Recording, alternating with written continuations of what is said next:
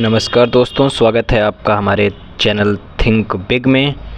और आज से हम एक नई सीरीज इस चैनल पर शुरू करने जा रहे हैं, जिसमें आप विभिन्न प्रकार की किताबों को यहाँ पर सुनेंगे, जिसको हम ऑडियो बुक्स कह सकते हैं। तो हम एक सीरीज़ चलाएंगे पूरे नॉवेल्स की, और ये प्राचीन कहानियों के नॉवेल्स हैं। और साथ साथ अगर कोई बच्चे यूपीएससी पीसीएस की तैयारी कर रहे हैं तो उसमें भी ये नॉवेल्स काम आते हैं। हिंदी लिटरेचर, हिंदी साहित्य के नॉवेल हैं। तो हम एक श्रृंखला शुरू कर रहे हैं, और इस श्रृंखला के क्रम में पहला उपन्यास जो है फणीश्वर नाथ रेणु द्वारा लिखित मैला आंचल, इस नॉवेल से शुरू कर रहे हैं। और इस नॉवेल यानी उपन्यास की श्रृंखला में हम आगे चलकर इसी सीरीज़ को आगे बढ़ाते हुए गोदान और फिर मोहन राकेश द्वारा लिखा गया नाटक वो भी हम आपको बताएंगे। और इसके अलावा साथ साथ यूपीएससी के हिंदी साहित्य के उपन्यासों के क्रम में जितने भी किताबें महत्वपूर्ण भूमिका अदा करती हैं, या इसके अलावा जो कहानियाँ मुख्य रूप से रोचक कहानियाँ या और भी प्राचीन उपन्यास जैसे जैसे प्राप्त होते जाएंगे, आपके सामने एक पूरी सीरीज़, एक कड़ी इस क्रम में आगे बढ़ती जाएगी। तो अगर आप हमारे चैनल पर पहली बार विजिट कर रहे हैं तो आपसे रिक्वेस्ट है कि चैनल को सब्सक्राइब करें और पूरा सुने, और सुनने के साथ अगर पसंद आए तो आप इस चैनल को सब्सक्राइब करने के साथ साथ वीडियो को शेयर और लाइक अवश्य करें। आपका एक छोटा सा सहयोग हमारे लिए बहुत बड़ी भूमिका अदा कर सकता है। तो चलिए शुरू करते हैं। नॉवेल मैला आंचल फणीश्वर नाथ रेणु द्वारा लिखा गया। सबसे पहले एक छोटा सा परिचय हम ये बता देते हैं कि ये नॉवेल अगर आप मार्केट से लेना चाहें तो अमेज़ॉन का लिंक, अमेज़ॉन से अगर आप ऑनलाइन लेंगे तो अमेज़ॉन का एफिलिएट लिंक मैंने इस वीडियो के डिस्क्रिप्शन बॉक्स में दिया हुआ है। आप वहां जाकर अमेज़ॉन से परचेज़ कर सकते हैं। वैसे इसकी एमआरपी प्रिंट जो है 150 रुपीज़ है। और इसका पहला संस्करण जो प्रकाशित हुआ था वो 1984 में प्रकाशित हुआ था। और अब जो मेरे पास इस समय संस्करण है वो 2022 मार्च का है, और 50वां संस्करण है। और ये जो प्रकाशन होता है वो दरियागंज नई दिल्ली से होता है।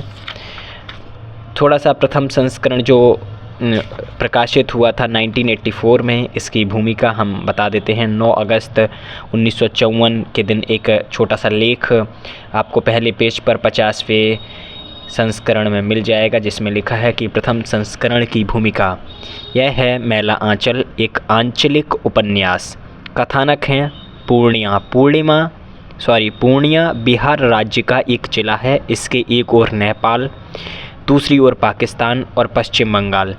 विभिन्न सीमा रेखाओं से इसकी बनावट मुकम्मल हो जाती है। जब हम दक्षिण में सन्याल, परगना और पश्चिम में मिथिला की सीमा रेखाएं खींच देते हैं। मैंने इसके एक हिस्से के एक ही गांव को पिछड़े गांवों का प्रतीक मानकर इस उपन्यास कथा का क्षेत्र बनाया है।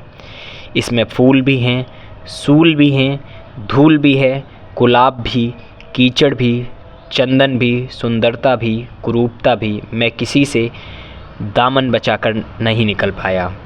कथा की सारी अच्छाइयों और बुराइयों के साथ साहित्य की दहलीज पर आ खड़ा हुआ हूँ। पता नहीं अच्छा किया या बुरा, जो भी हो अपनी निष्ठा में कमी महसूस नहीं करता। फणीश्वर नाथ रेणु, पटना, 9 अगस्त 1954। चलिए अब शुरू करते हैं प्रथम खंड। और इसमें जो नॉवेल है, ये उपन्यास है, इसमें खंड के हिसाब से खंड 1, खंड 2 इसी प्रकार खंडों के बीच में ये डिवाइड किया गया है। इसके जितने भी झलक हैं, या हम कह सकते हैं कि सीन, जिसको अंग्रेजी में अगर हम कहें, कि इसमें जो चित्रांकन किए गए हैं वो खंड के हिसाब से बांटे गए हैं। और 23 खंड इसमें आपको मिलेंगे। तो हम शुरू करते हैं। और अलग अलग प्रकार के खंड मिलेंगे। ये 23 खंड मैंने जो बताए हैं वो सारे 23 ही नहीं हैं, अलग अलग डिवाइडेशन हैं उनकी चित्रांकन के हिसाब से। तो चलिए शुरू करते हैं प्रथम खंड का पहला भाग। गांव में यह खबर तुरंत बिजली की तरह फैल गई।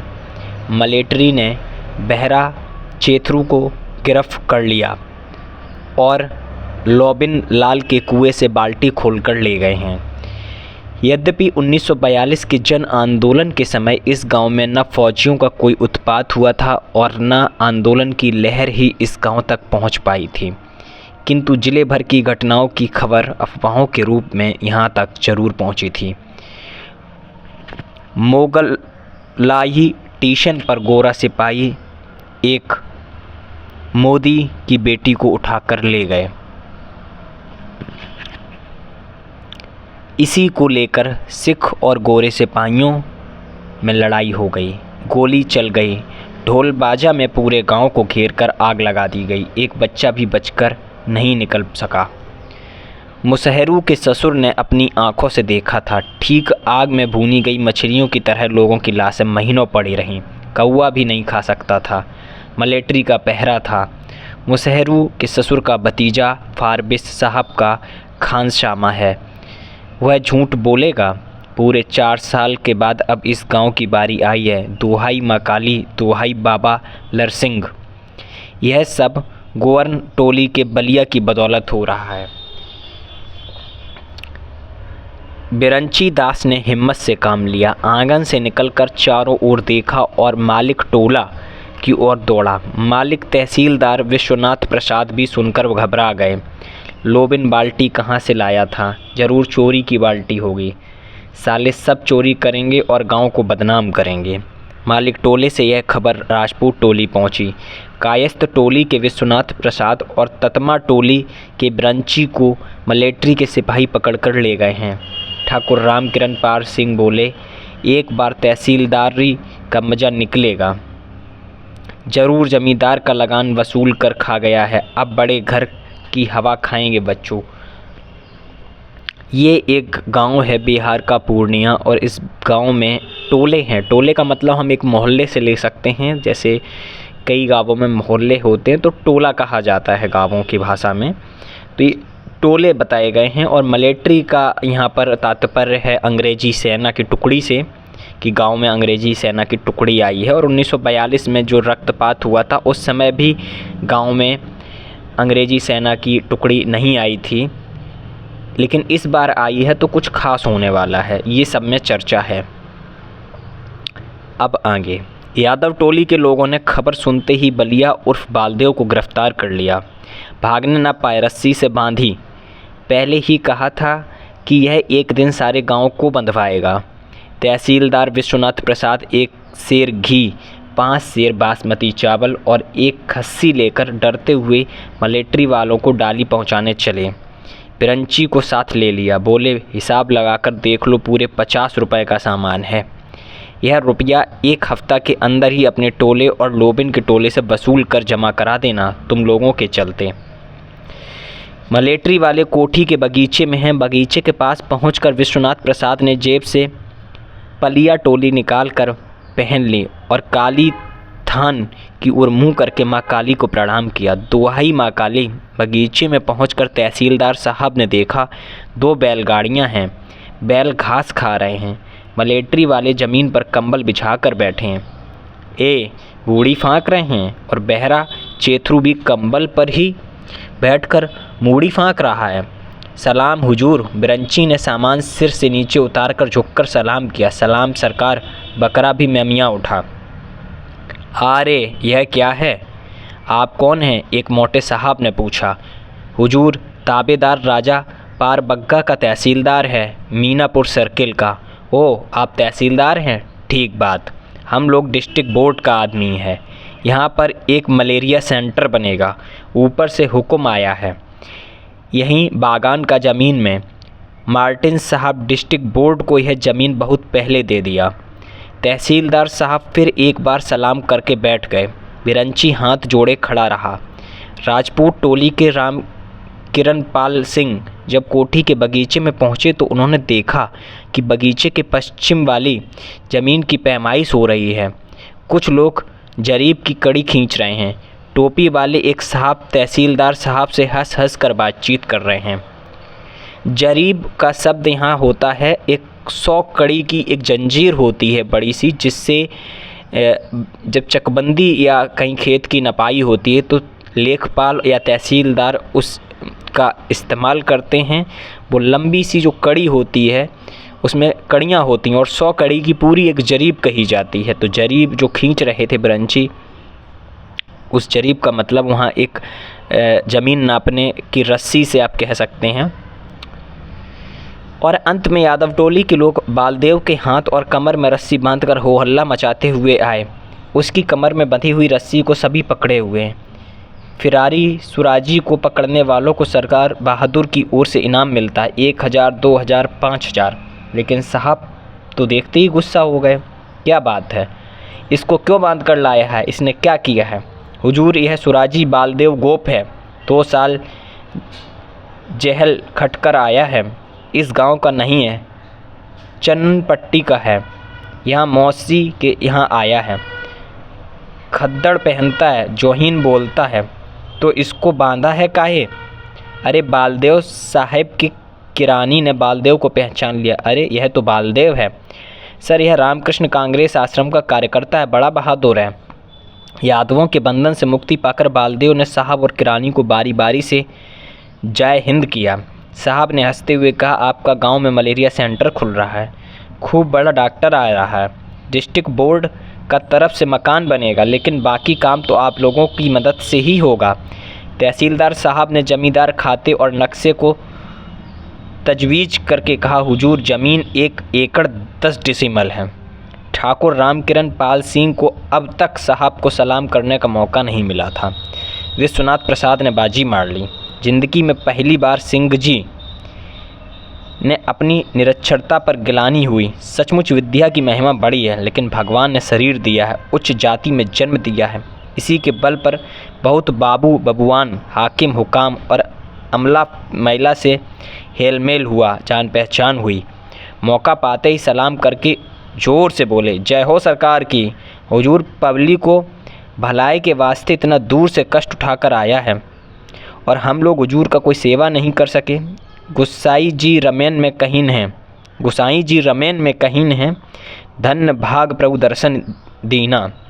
हुजूर, सेवक का नाम रामकिरण पाल सिंह, वल्दियत गरीब बने वाज सिंह, मोतफ़ा जात राजपूत, मोकाम गढ़बुंदेल राजपूताना, हाल मोकाम मेरीगंज। इन्होंने अपना पूरा पता कुल मिला के अपनी बल्दियत का मतलब होता है पिता का नाम, अपने परिवार का गोत्र, ये सब बता दिया, अता पता बता दिया अंग्रेजी बाबू को।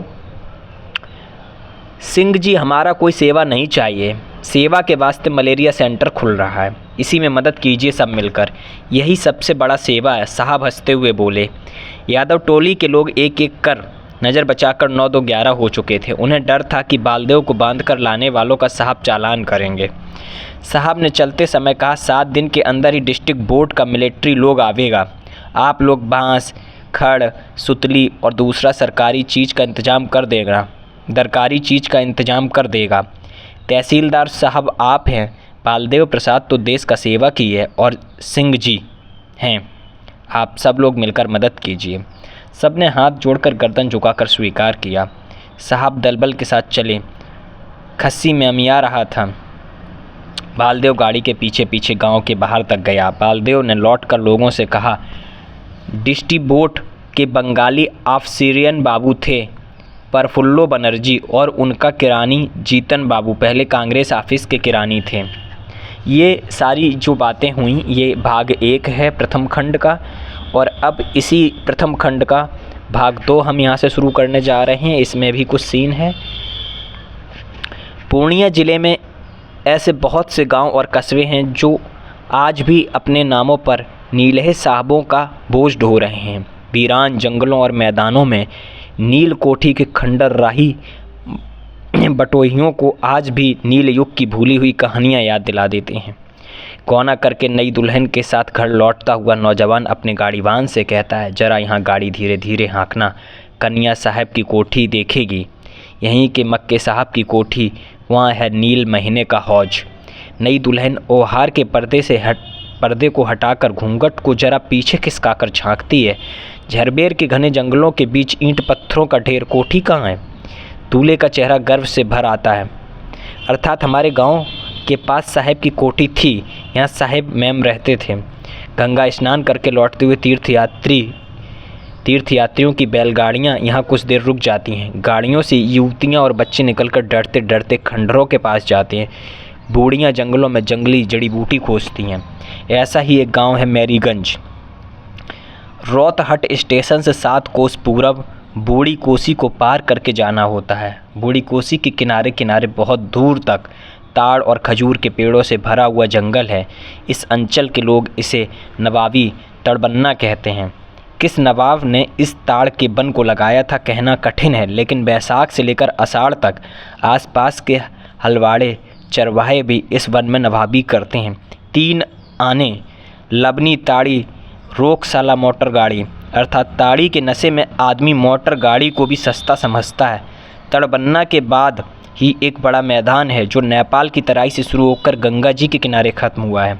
लाखों एकड़ ज़मीन, बंध्या धरती का विशाल अंचल, इसमें दूब भी नहीं पनपती है। बीच बीच में बालू चर और कहीं कहीं बेर की झाड़ियाँ। कोस भर मैदान पार करने के बाद पूरब की ओर काला जंगल दिखाई पड़ता है। वही है मैरीगंज कोठी।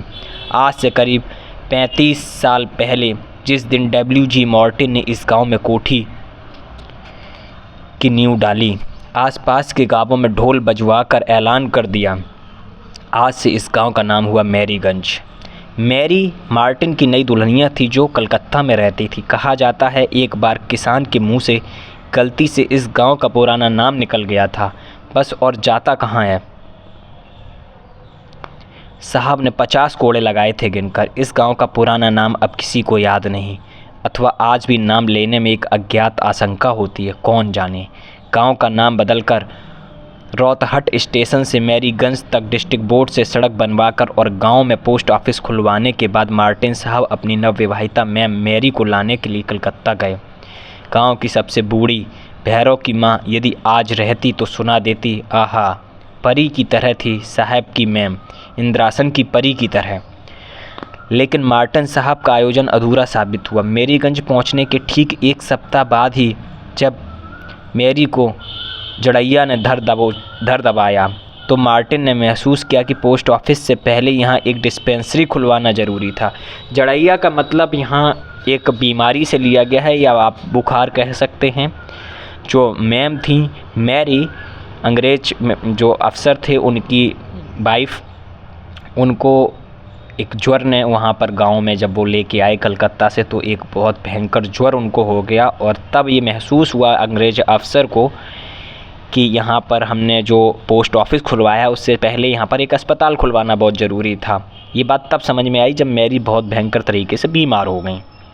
कुनैन की टिकिया से जब तीसरे दिन भी मैरी का बुखार नहीं उतरा तो मार्टिन ने अपने घोड़े को रोहतक की ओर दौड़ाया। रौतहट स्टेशन पहुंचने पर मालूम हुआ कि पूर्णिया जाने वाली गाड़ी 10 मिनट पहले चली गई थी। मार्टिन ने बगैर कुछ सोचे घोड़े को पूर्णिया की ओर मोड़ दिया। रौतहट से पूर्णिया 12 कोस है। 12 कोस का मतलब यहाँ पर आप 1 कोस में 3 किलोमीटर होते हैं और 12 कोस में 12 × 3 हो जाएगा, 12 दूनी 24, 12 तिया 36, यानी कि 36 किलोमीटर घोड़ा चलाकर उसे पहुँचना था। मैरीगंज में किसी से पूछिए, वह आपको मार्टिन के पंखराज घोड़े की यह कहानी विस्तार पूर्वक सुना देगा। जिस समय मार्टिन पुरैनिया के सिविल सर्जन के बंगले पर पहुंचा, पुरैनिया स्टेशन पर गाड़ी पहुंची भी नहीं थी। समझ लीजिए ट्रेन जो उससे पहले निकल चुकी थी वो वहां पहुंची नहीं थी, और 36 किलोमीटर घोड़ा दौड़ाकर अंग्रेज अफसर वहां पहले पहुंच गया। किंतु मार्टिन का पंखराज घोड़ा और सिविल सर्जन साहब की हवा गाड़ी जब तक मैरीगंज पहुंचे, मैरी को मलेरिया निगल चुका था। ट्यूबवेल के पास गड्ढे में घुसकर घुंघराले रेशमी बालों वाले सिर पर कीचड़ थोपते थोपते मैरी मर गई थी। मैरी की लाश को दफनाने के बाद ही मार्टिन पूर्णिया गया। Civil surgeon, district magistrate, district board के चेयरमैन और हेल्थ ऑफिसर से मिला। एक छोटी सी डिस्पेंसरी की मंजूरी के लिए ज़मीन आसमान एक करता रहा। डिस्पेंसरी के लिए अपनी ज़मीन रजिस्ट्री कर दी। अधिकारियों ने आश्वासन दिया अगले साल ज़रूर डिस्पेंसरी खुल जाएगी। ठीक इसी समय जर्मनी के वैज्ञानिकों ने एक चुटकी में नील युग का अंत कर दिया। कोयले से नील बनाने की वैज्ञानिक विधि का प्रयोग सफल हुआ और नीलहे साहबों की कोठियों की दीवारें अरा कर गिर पड़ीं। साहबों ने कोठियों पेंच कर जमींदारियाँ खरीदनी शुरू कर दीं। बहुतों ने व्यापार आरंभ कर दिया। मार्टिन की दुनिया तो पहले ही उजड़ चुकी थी, दिमाग भी बिगड़ गया। बगल में रद्दी कागजों का पुलिंदा दबाए हुआ पगला मार्टिन दिन भर पूर्णिया कचहरी के चक्कर काटता फिरता था। हर मिलने वाले से कहता था गवर्नमेंट ने एक डिस्पेंसरी का हुक्म दे दिया है, अगले साल खुल जाएगा। कहते हैं कि पटना और दिल्ली की दौड़ धूप के बाद एक बार वह बहुत उदास होकर मैरीगंज लौटा। मैरी की कब्र पर लेटकर सारा दिन रोता रहा, डार्लिंग डॉक्टर नहीं आएगा। इसके बाद उसका पागलपन इतना बढ़ गया कि अधिकारियों ने उसे काफ़े भेज दिया और काफ़े के पागल खाने में ही उसकी मृत्यु हो गई। कोठी के बगीचे में अंग्रेजी फूलों के जंगल में आज भी मैरी की कब्र मौजूद है। कोठी की इमारत ढह गई है, नील के हौज टूट फूट गए हैं। पीपल, बबूल तथा अन्य जंगली पेड़ों का एक घना जंगल तैयार हो गया। लोग उधर दिन में भी नहीं जाते। कलमी आम का बाग तहसीलदार साहब ने बंदोबस्त में ले लिया है, इसलिए आम का बाग साफ सुथरा है, किंतु कोठी के जंगल में तो दिन में भी सियार बोलता है। लोग उसे भुतहा जंगल कहते हैं। ततमा टोले का नंदलाल एक बार ईंट लाने गया, ईंट के हाथ लगाते ही खत्म हो गया था। जंगल से एक प्रेतनी निकली और नंदलाल को कोड़े से पीटने लगी, सांप के कोड़े से। नंदलाल वहीं ढेर हो गया। बगुले की तरह उजली हुई थी प्रेतनी। मैरीगंज एक बड़ा गांव है, 12 बरन के लोग रहते हैं। गांव के पूरब एक धारा है जिसे कमला नदी कहते हैं। बरसात में कमला भर जाती है, बाकी मौसम में बड़े बड़े गड्ढों में पानी जमा रहता है। मछलियों और कमल के फूलों से भरे हुए गड्ढे। पौष पूर्णिमा के दिन इन्हीं गड्ढों में कोसी स्नान के लिए सुबह से शाम तक भीड़ लगी रहती है। रोहतहट स्टेशन से हलवाई और परचून की दुकानें आती हैं। कमला मैया के महात्म के बारे में गांव के लोग तरह तरह की कहानियां कहते हैं। गांव में किसी के यहाँ शादी ब्याह या श्राद्ध का भोज हो, गृहपति स्नान करके गले में कपड़े का खूंट डालकर कमला मैया को 5 सुपारी से निमंत्रित करता था। इसके बाद पानी में हिलोरें उठने लगती थी, ठीक जैसे नील के हौज में नील मथा जा रहा हो। फिर किनारे पर चांदी के थालों, कटोरों और गिलासों का ढेर लग जाता था। गृहपति सभी बर्तनों को गिन कर ले जाता था और भोज समाप्त होते ही कमला मैया को लौटा आता था। लेकिन सभी की नीयत एक जैसी नहीं होती। एक बार एक गृहपति ने कुछ थालियां और कटोरे चुरा लिए। बस उसी दिन से मैया ने बर्तन दान बंद कर दिया और उस गृहपति का तो वंश ही खत्म हो गया, एकदम निर्मूल। उस बिगड़ी नीयत वाले गृहपति के बारे में गांव में 2 राय हैं। राजपूत टोली के लोगों का कहना है वह कायस्थ टोली का गृहपति था और कायस्थ टोली वाले कहते हैं कि वह राजपूत था।